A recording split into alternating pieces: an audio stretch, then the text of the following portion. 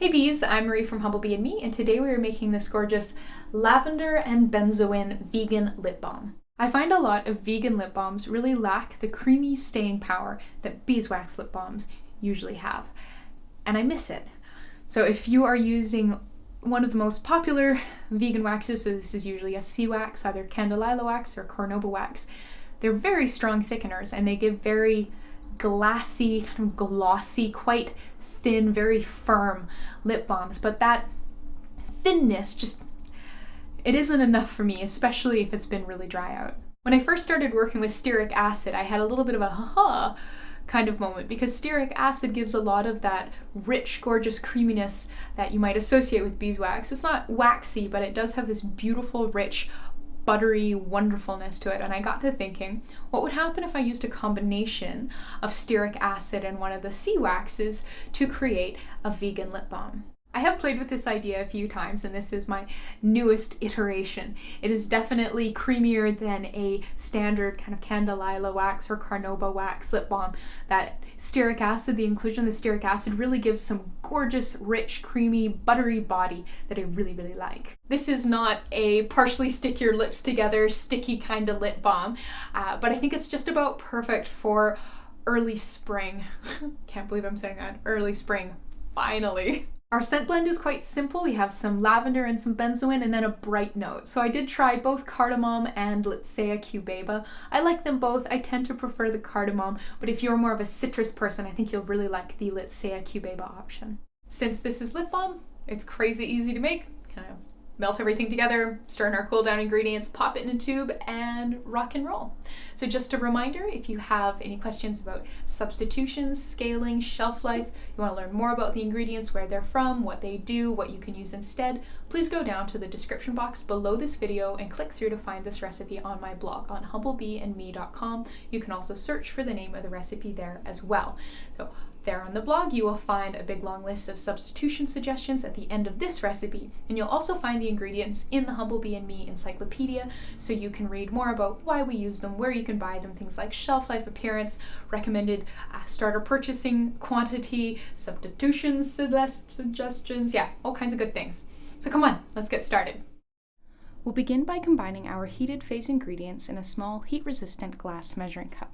For this batch of lip balm, you're going to need 7.5 grams of stearic acid, 6.6 grams coconut oil, 4.5 grams tucuma butter, 5.7 grams sweet almond oil, 3 grams castor oil, and 2.4 grams carnauba wax. And just a reminder, if you don't have anything, if you need substitutions, or if you just want to see everything written out, please refer to the description box below this video where you'll find everything written out and a link to find this recipe on my blog as well. So to melt everything together, we're going to pop our measuring cup in a water bath. So this is a small saucepan that has about 1 inch or 3 centimeters of water in the bottom of it. And I'm going to go put this on the stovetop over medium heat for about half an hour to melt everything through. While the heated phase melts, we're going to weigh out the cool down ingredients for our lip balm. So you're going to need 0.15 grams of vitamin E, 0.06 grams lavender essential oil, 0.03 grams cardamom essential oil, and 0.06 grams benzoin. Once everything has melted together, you can remove your water bath from the heat, and then you can remove your ingredients from the water bath. So up next is incorporating those cool down ingredients that we already measured out. And then we're going to pour this into our lip balm tubes.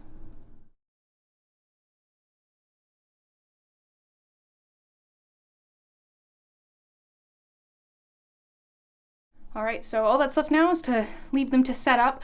I did expect that to fill 6 tubes, but I find it's always better to have an extra tube on hand in case you need it, rather than need it and not have it. So leave these to set up and then we can label them.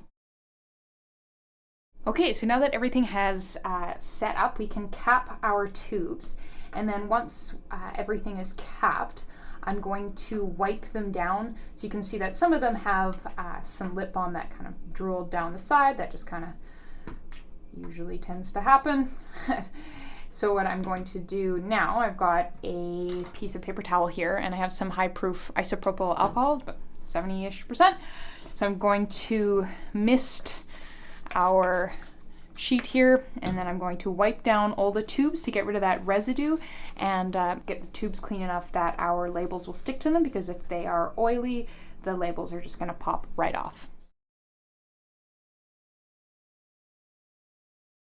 For a bit of sort of unconventional labeling, I'm just going to use a little bit of purple washi tape, and then I affix a bit of the tape in my formulation notebook as well, next to the formulation, so I can kind of cross-reference the design of the tape with the product.